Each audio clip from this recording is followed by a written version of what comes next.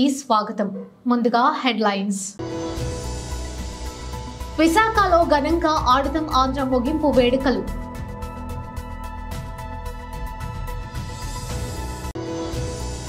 చలో నల్గొండ రాజకీయ సభ కాదు, ఉద్యమ పోరాట సభ. బీఆర్ఎస్ అధినేత మాజీ సీఎం కేసీఆర్.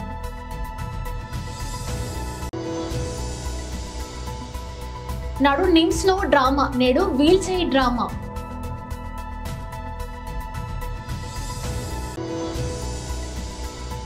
ప్రధాని మోదీజీ మరియు దక్షిణాది రాష్ట్రాలపై ఆయనకున్న ప్రేమాచర్యలో బీజేపీ తెలంగాణ. నల్గొండ బీఆర్ఎస్ జల సంకరావం సభ ప్రారంభమైంది. సభలో బీఆర్ఎస్ అధినేత కేసీఆర్ మాట్లాడుతూ కాలు విరిగిన కట్టె పట్టుకుని మీకోసం వచ్చానని చెప్పారు. తాను నిలబడలేనని కూర్చొని మాట్లాడుతానని తెలిపారు. ఇది రాజకీయ సభ కాదని ఉద్యమ సభ, పోరాట సభ అని చెప్పారు.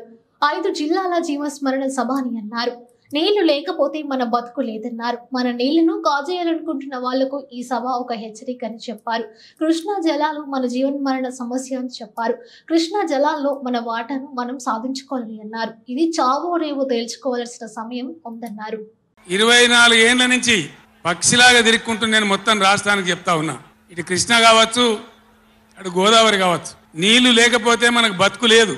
ఆ ఉన్న నీళ్లు కూడా సరిగా లేకపోతే బతుకులు వంగిపోయినాయి. ఇదే నల్గొండలో 150,000 మంది మునుగోడు, దేవరకొండ, ఇతర ప్రాంతాల బిడ్డలై ఫ్లోరైడ్తో నడుములు వంగిపోయినాయి.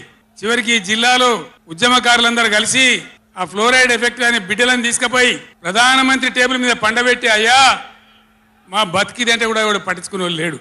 ఆనాడు పార్టీలు లేవా, ఎమ్మెల్యేలు లేరా, మంత్రులు లేరా, ఎవడు పట్టించుకోలే. నల్లగొండలో బీఆర్ఎస్ ప్రభుత్వం వచ్చిన తర్వాత 0 ఫ్లోరైడ్ నల్లగొండ ఫ్లోరైడ్ రహితంగా చేసిందే బీఆర్ఎస్ గవర్నమెంట్, బీఆర్ఎస్ పార్టీ. అక్కడ ప్రజలు నడితే చెప్తున్నారు. ఇలా ఇంతకుముందు మాకు కాళ్ళు గుంజుతుండే, పెద్ద ఇబ్బంది అవుతుండే, నడుములు గుంజుతుండే.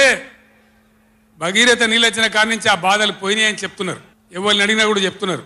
ఏనాడు ఏ నాయకుడు పట్టించుకోలే. ఇప్పుడు జరుగుతున్నది ఏంది? ఈ సభ పెట్టింది కొంతమంది సన్నాసులు తెలివిలేక వాళ్లకు వ్యతిరేకమని అనుకుంటున్నారు. నేను ఒక్కటే మాటలో జరగవలసింది చెప్తా. ఉవ్వెత్తిన మనం ఉద్యమంలాగా ఎగిసి పడకపోతే, మనల్ని మనం కాపాడుకునే ప్రయత్నం చేయకపోతే ఎవ్వడు కూడా మన రక్షణకు రాడు. మీరు ఈ మాట రాసి పెట్టుకొని మీ గుండెలలో. ఎవ్వడు రాడు. ఆనాడు ఫ్లోరైడ్ నాడు ఎవడు రాలే. ఓట్లున్నప్పుడు వస్తారు నంగనాచి కబుర్లు చెప్పి, కానీ తర్వాత ఎవడు రాడు. ఓటు గుద్దినం గడ్డకెక్కిందంటే మన ఈపుల గుద్ది మనని బొందలు నూకుతుండే తప్ప ఎవడు రాలే. ఇది జరిగిన చరిత్ర, ఇప్పుడు జరుగుతున్న చరిత్ర. దయచేసి మీరు గమనించాలి. ఇది ఆషామాషి కాదు. ఇది చిల్లర మల్లర రాజకీయ సభ కాదు. రాష్ట్ర ప్రభుత్వానికి కాదు, రాష్ట్ర నాయకులకు కాదు. ఇలా నీళ్లు వంచడానికి సిద్ధంగా ఉన్నటువంటి బ్రిజేష్ కుమార్ ట్రిబ్యునల్కు కానీ, కేంద్ర ప్రభుత్వానికి కానీ, కేంద్ర నీటిపారుదల మంత్రికి కానీ, మన నీళ్లు దొబ్బిపోదామనుకునే స్వార్థ శక్తులకు కానీ ఒక హెచ్చరిక ఈ నల్లగొండ చలో నల్గొండ సభ.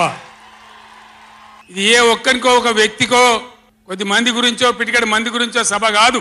ఖమ్మం, నల్గొండ, మహబూబ్ నగర్, రంగారెడ్డి, హైదరాబాద్, ఈ 5 జిల్లాల ప్రజల యొక్క జీవన్మరణ సమస్య జరుగుతున్నది చూసిన తర్వాత చాలా బాధపడ్డాం. మీ అందరి ఆశీస్సులతోని ఉద్యమాన్ని విజయం చేసినాం, రాష్ట్రం తెచ్చుకున్నాం. మీ అందరి దీవెనతోని 10 సంవత్సరాలు ఈ గడ్డను నేను పరిపాలన చేసిన.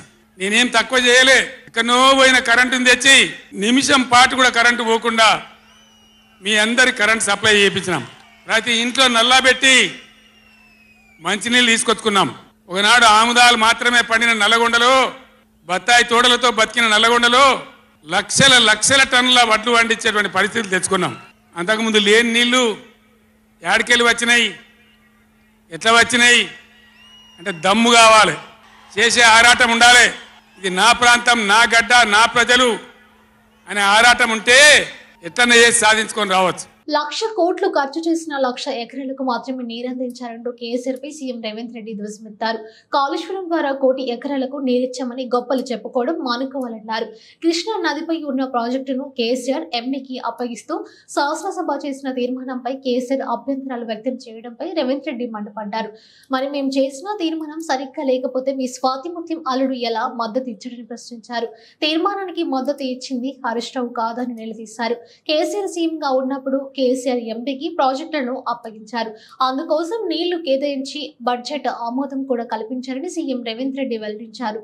ఈ రోజు మీరు నల్గొండలో మాట్లాడిన మాటలు చూస్తే నాకు కాలు ఇరిగిపోయినా చేత కాకపోయినా నేను సభకు వచ్చినా మీకోసం వచ్చినా అని అంటున్నావు. నువ్వు వాళ్ళ కోసం ఎన్నడూ రాలే. వాళ్ళ కోసం వచ్చే లక్షణమే నీకు లేదు.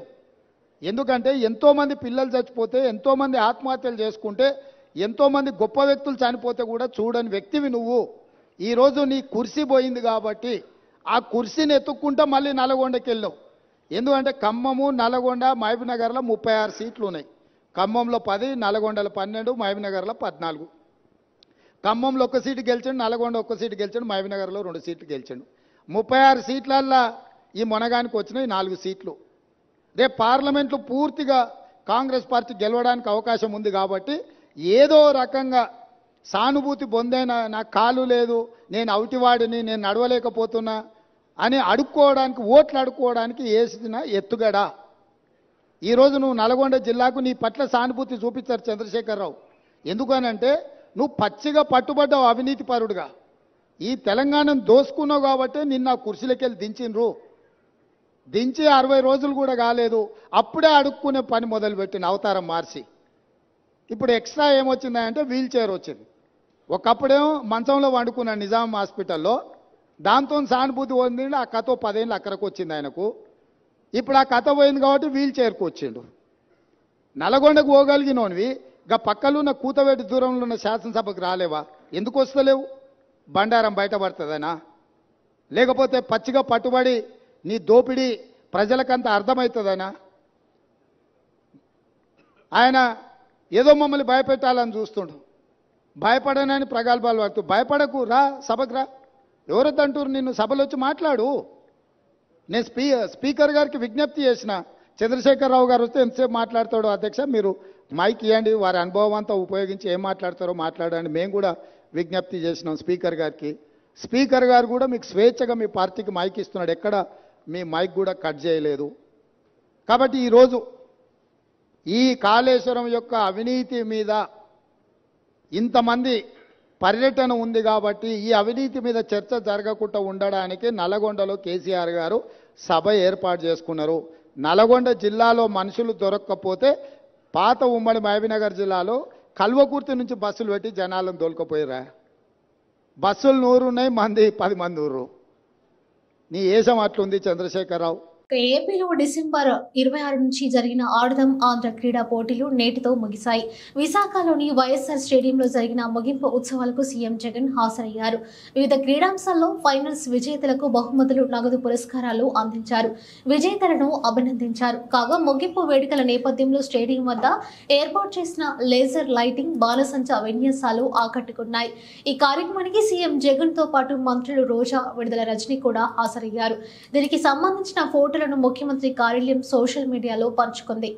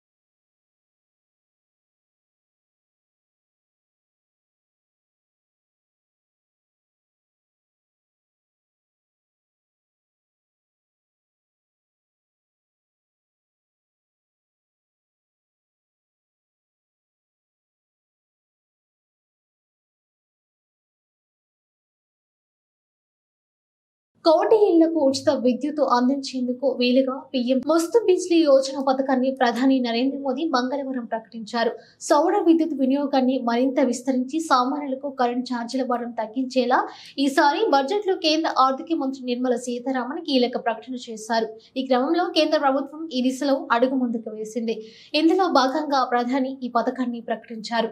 ప్రధాని మోదీ ఎక్స్ వేదికగా ప్రకటన చేశారు. भारतम निगंडय अर्थ अभिमानिकुन्नो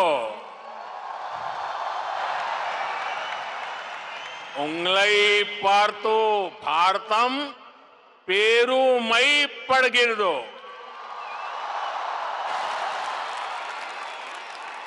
भारता निम्मा बग्गे हेम्मे पड़ुत्तदे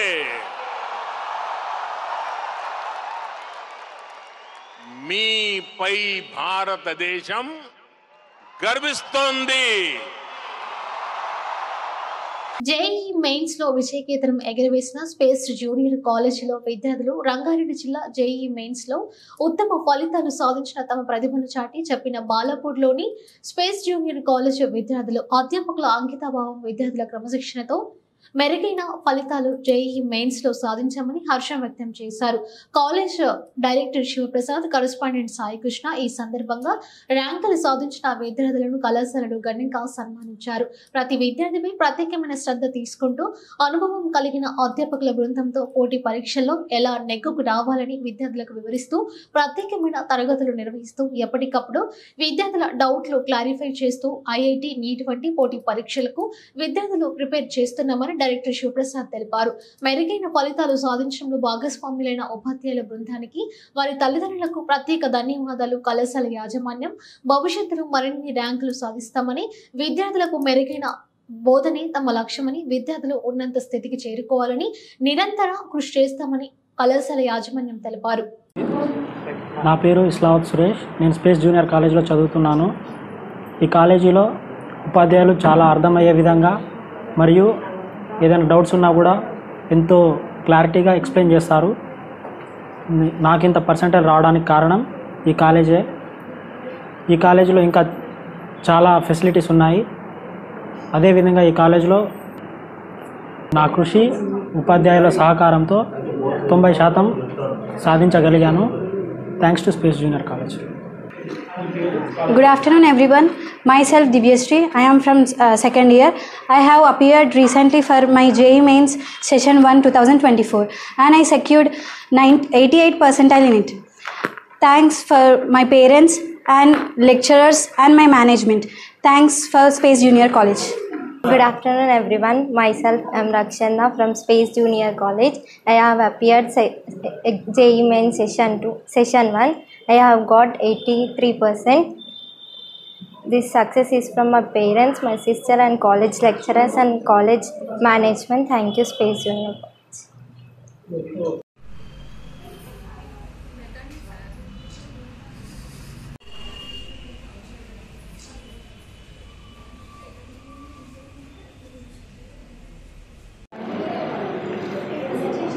మా పాత్రికేయుల మిత్రులకి, తర్వాత మా స్కూల్, మా స్పేస్ జూనియర్ కాలేజ్ యొక్క యాజమాన్యానికి, తర్వాత మన లెక్చరర్ బృందానికి శుభాకాంక్షలతో ఈ యొక్క సమావేశం జరగడం జరిగింది. యాక్చువల్లీ గత నెల లోపల జరిగిన జేఈఈ మెయిన్స్ ఎగ్జామ్ లోపల మా స్పేస్ జూనియర్ కాలేజ్ పిల్లలు దాదాపుగా ఒక 50%, 30 స్టూడెంట్స్ రాష్ట్రంలో ఒక 15% వరకు 50% వరకు జేఈఈ మెయిన్స్ ఎగ్జామ్ లోపల క్వాలిఫై అయ్యారు. ఇది చెప్పడానికి మా స్కూల్, మా కాలేజ్ యొక్క యాజమాన్యము, తర్వాత మా లెక్చరర్ బృందము ఎంతో సంతోషపడుతున్నాము. ఇది ఈ విధంగా మా కాలేజీ లోపల అది science stream and arts stream, MPC group and CEC and MEC groups కూడా ఉన్నాయి. ఇందులోపల అది పాఠశాల, ఇది కళాశాల యొక్క యాజమాన్యం కానీ, తర్వాత ఉపాధ్యాయ బృందం కానీ ఎంతో కృషితోటి వాళ్ళ యొక్క ర్యాంకులు ఇవ్వడానికి ఎంతో కష్టపడుతూ వాళ్ళని కూడా అదేవిధంగా తయారు చేసే విధంగా ఎగ్జామ్స్ కండక్ట్ చేస్తూ ఈ ర్యాంకులు తేవడానికి ఎంతో ప్రయత్నం చేశారు. విద్యార్థులు మరియు తల్లిదండ్రులు కూడా మాకు అలాగే సహకారాలు అందిస్తూ ఎంతో గొప్పగా ఈ యొక్క జేఈఈ మెయిన్స్ ఎగ్జామ్ లోపల ఈ ర్యాంకులు తేవడానికి మాకు ఓకే ఓకే. ఈ ఇంత మంచి ర్యాంకులు సాధించిన విద్యార్థుల యొక్క తల్లిదండ్రులు మరి సహకారాలు మరియు మా యజమాని తరపు నుండి వాళ్ళ కృతజ్ఞతలు తెలుపుతూ ఈ యొక్క చిన్న సమావేశాన్ని ముగిస్తాం.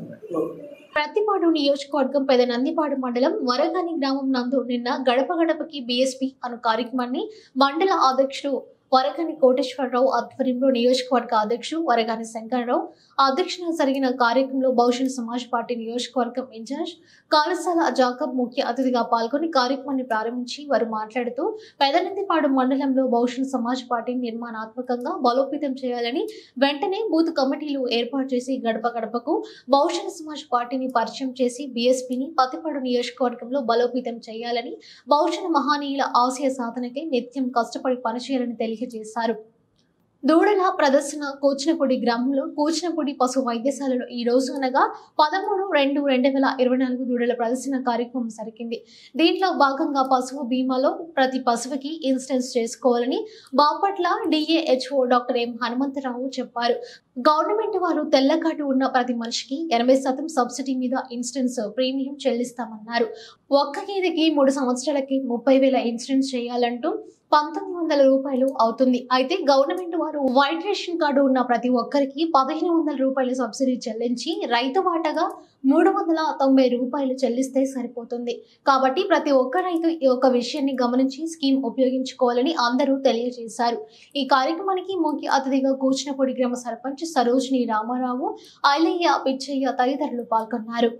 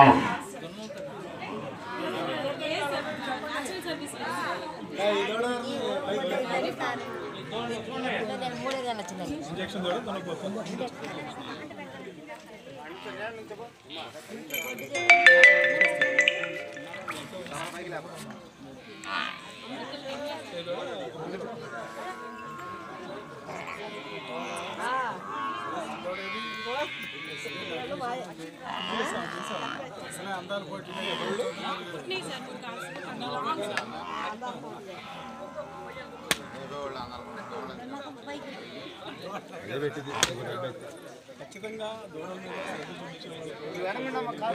అది మనం చెప్పాల్సిన పనిలే.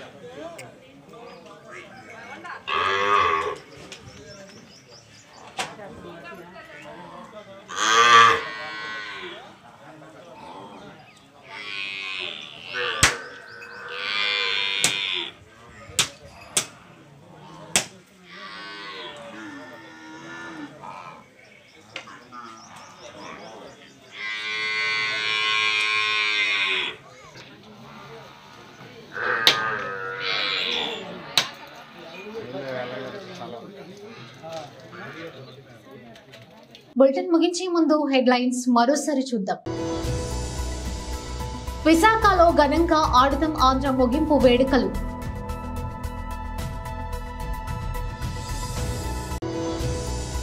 చలో నల్గొండ రాజకీయ సభ కాదు, ఉద్యమ పోరాట సభ. బీఆర్ఎస్ అధినేత మాజీ సీఎం కేసీఆర్.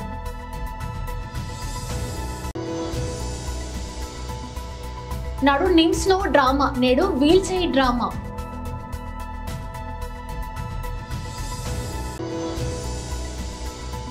ప్రధాని మోదీజీ మరియు దక్షిణాది రాష్ట్రాలపై ఆయనకున్న ప్రేమాచర్యలో బీజేపీ తెలంగాణ.